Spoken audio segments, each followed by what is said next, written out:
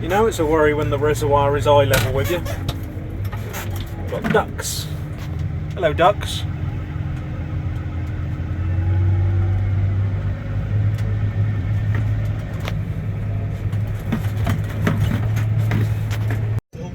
Hello and welcome back to Norfolkfords. Today we are getting ready to go ploughing.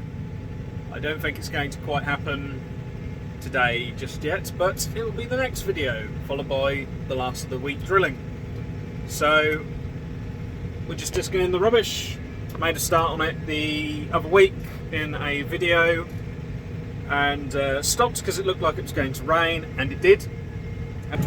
That is where we got up to, and it did come quite wet, and as you can see from my wheel slip gauge, it's still not great, but it's not a bad time to try and squeeze this in the floor.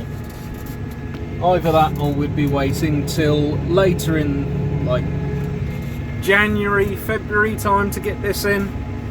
So hopefully this will pay off by just putting a little bit of work in here, turning it over with the plough and making it dry, and then we'll go from there with the homemade combination. My biggest worry with the homemade combination is obviously all the weight of the homemade combination is the Massey 30 drill. It's only towed along by a bridge link, so I'm just worried if this land is going to stay quite moist, will it actually have the guts to pull it without the drill sinking in? Because it's outboard wheels outside of where you're drilling. Is this going to work? I don't know. Tune in next week. Well, this is what the auto steer looks like on the T7185. Don't know what's up with it. It does this a couple of times a year where it just decides, oh, I probably need a new wheel angle sensor. So you then get wiggles, which isn't a big deal because I'm finishing the little bit of disking that I had started in a few previous videos. So we're hoping, because the weather looks as though it's staying dry for a little bit, we're going to get the new Dowswell plough out, and we're going to plough this and follow it with the combination drill, the homemade combination drill. So we've got to disc it down because it's obviously quite tall rubbish. It won't flow through a plough. Might have been alright with Dad's Cavernland, but we're using the Dowswell, which of course is a slightly smaller plough. I think it's only, I'm not really sure how wide a furrow is, but it's not as wide as the KV, so rubbish is obviously going to be an issue. So we're just finishing this off. We would disc it in anyway, and it's just a little bit painful. We're not getting a lot of speed out of the tractor, but I think it's just sort of working to the ground conditions. Trying to keep steering it out of the wet holes, but hopefully we'll be ploughing up some dry, and this will come all right for the last of the winter wheats. So previously this field here was also tied in with this block here, but we're actually leaving that this year, and that's going to come some spring gladdies. So we'll keep an eye on that, and hopefully we'll get a second pick off them, which will be good. So no more wheat over there. I've decided it's that time of the day where a cup of tea is needed. So might as well give a little brief update on the new farm and such. So decorating, ever so exciting is decorating. We have got the bulk of all the maintenance and repairs sort of done, so like filler in the walls and stuff like that. We've done a lot of that. We've sanded the floors, got a couple of short clips of that which I might throw in here. Very satisfying going back to natural wood floors in such an old house. Underneath the floorboards we found a fag packet, like genuinely a fag packet underneath. Beautiful little thing. And inside it was written the year that the floor was put in by, I can't remember the name now, but yeah, they'd left it as like a little timestamp of when the floor went in, and it was May 1955, which yeah, it's like a 70-year-old floor, and sanded it up. I've got some oils to put on just to sort of lacquer it and preserve it, sort of thing. So that's all pretty good.